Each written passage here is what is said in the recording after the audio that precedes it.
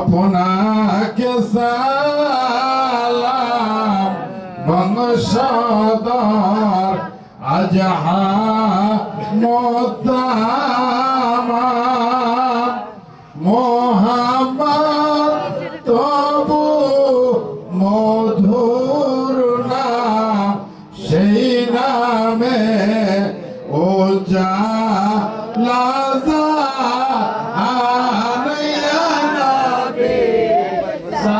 সালাম আলাইকা